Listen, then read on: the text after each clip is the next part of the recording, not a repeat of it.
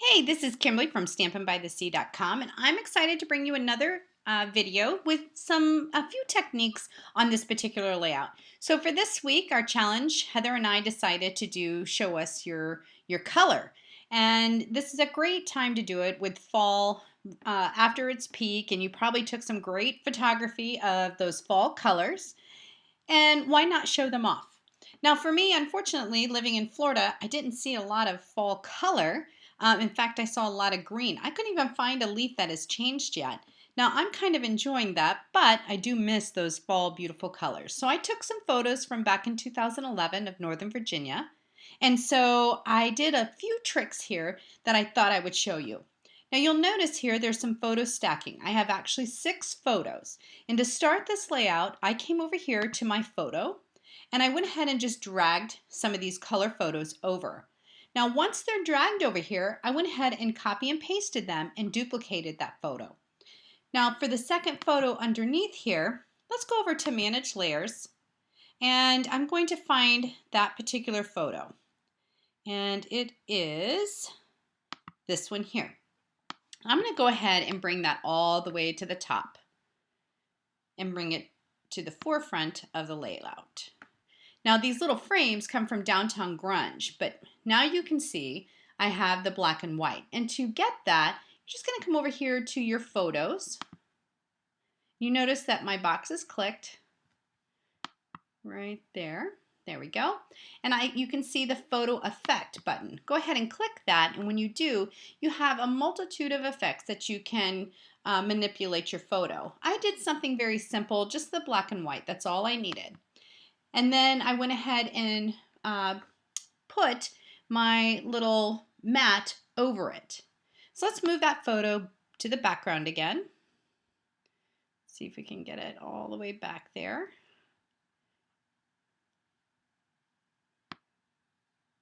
There we go.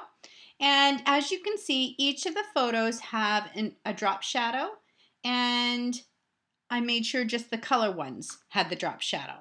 Now, another technique I did on this was this piece here.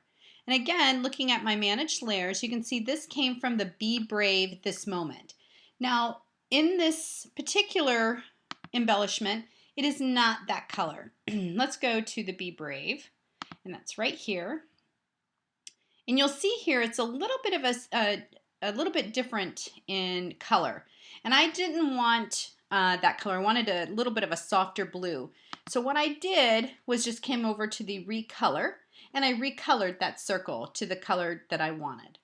Now another fun thing that I did here was these feathers. And I don't know if you've seen this it's kind of trendy right now, is feathers with gold tips that mostly on paper crafts that have been embossed.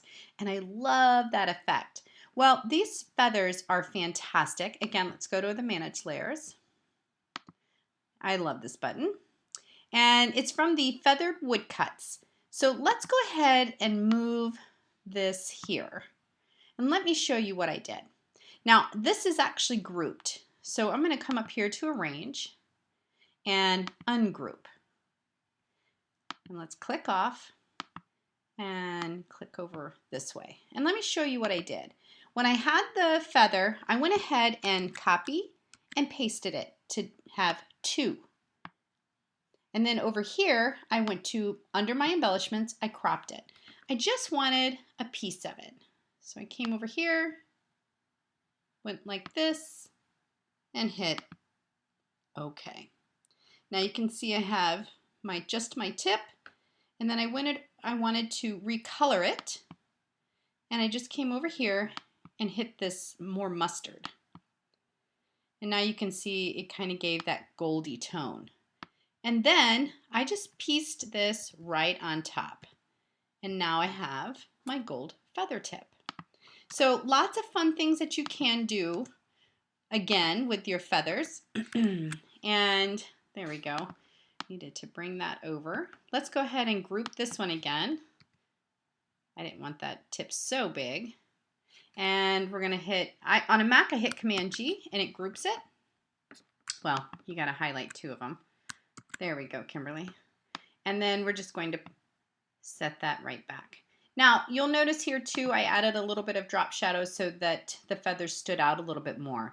Lastly, for these 3 stitched pieces, I actually did this from my freeform tool. And I just came down here, hit add a line, and I did my zigzag and hit OK. Now the fun part about the zigzag is you can see this, it looks ginormous. I'm going to click on that and I'm going to bring it all the way up. And you can see this is the one right here I did. I even stretched it out even more so it went like that. But watch this. When you bring it up real close, it becomes a nice tight zigzag.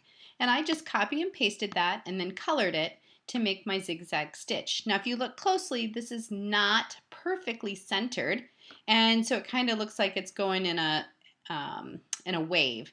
That's what I wanted. And there you go. That's some great tips for you for this challenge. Have fun.